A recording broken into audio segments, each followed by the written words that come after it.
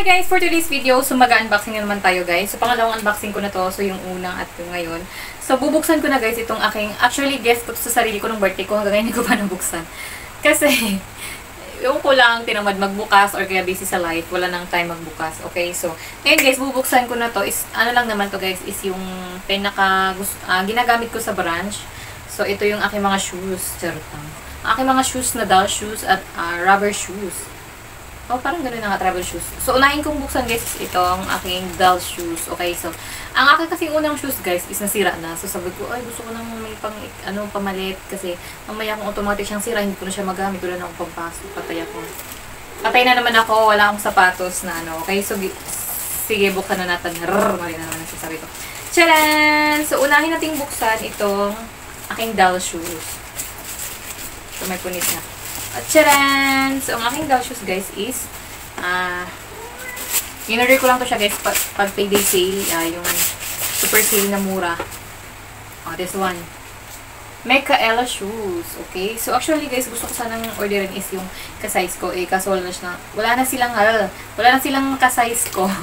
So, dinagdagan ko na lang ng medyo malaking size. Charan! So, color black. Mahilig na ako sa black ngayon, guys. Yung una is beige. Ngayon, black naman. Okay, so black naman yung shoes na napili ko, guys. Tcharan! So, pamalit ko to siya sa una kong gift nung Pasko sa akin, which is nasira na. So, mga ilang buwan lang. So, bagay, Burma sa rin yun, mga 8 months, sira na siya. Pero, nagamit pa din naman. So, this one, maganda siya, guys. Matibay yung ano niya, yung apakan niya. And then, yung likod niya, this one. Trinay ko na to, guys, pero medyo maluwag sa akin. Pero gusto ko naman yung design, so gura pa rin. Lagyan ko na lang ng pang-pasikip sa pa ako. Okay, so Mekaela shoes, black shoes, size 38. Actually, 37 lang ako, pero na 38 na yung order ko kasi wala siyang ibang sizes. Okay, so ito yung una kong bubuksan. So yung pangalawang kong bubuksan, guys, is charan! Ito naman ay pang travel shoes or sport shoes, rubber shoes, lahat na. Yung pang awara sa labas. Tcharan!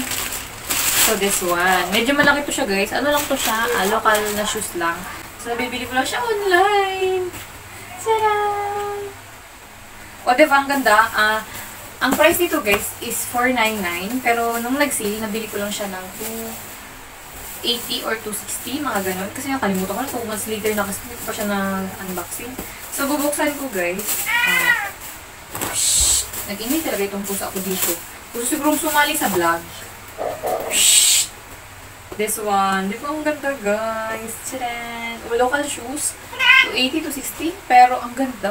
Di ba? Ganda niya, guys. Saan ka pa? Bili na. Yung likod. Di ba? 260 or 280. Tapos ganito yung design niya, guys. Di ba? Pang sosyalin. White. As in, white na white. Kala mo hindi dumihin at pag naglalakad ako, dumihin ako eh. This one. White na white. Diba? So, okay. This one lang guys ang aking i-unboxing for today's video. So, local shoes lang to siya guys na nabibili sa TikTok pag nag-sale. So, may talaga ako magtingin. Actually, nung pag-uwi ko sa probinsya pa sana itong gusto kong bilhin. Kasi sabi naman itong isa is, hindi ko naman ginagamit. Pero gagamitin ko naman talaga. Daily na lang ako actually, medyo makapal siya, na medyo may kabigatan. Pero hindi naman totally yung bigat. Yung una kong shoes na luma, yun yung magaan. Pero ito, sobrang gaan. So, medyo hindi siya magaan. Ano lang, sakto lang. So, medyo mabigat lang siya. Maingay dyan. Okay, so, ito lang guys. Medyo local lang siya. Hindi naman siya. Siguro mabilis lang siguro to siya masira kasi local lang ng mga sapatos na ito. So, saglit lang narampahan siguro ito at masisira na. So, at least, ang ang ganda na, mukha naman siyang matibay, guys. Ayan.